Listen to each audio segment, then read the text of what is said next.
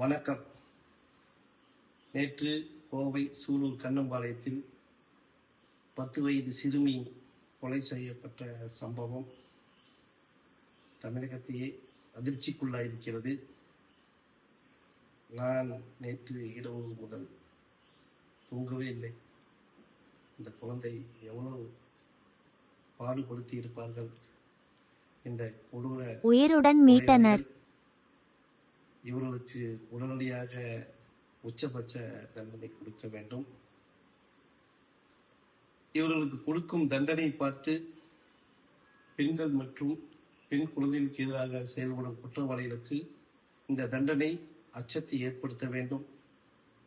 மேலும் அந்த குடும்பத்திற்கு நிவாரணத் தொகையும் அரசு வேலையும் உளவியல் ரீதியான ஆலோசனைகளையும் தமிழக அரசு வழங்க வேண்டும் என பல்சமய நல்லுறவு இயக்கத்தின் சார்பாக கேட்டுக்கொள்கிறேன்.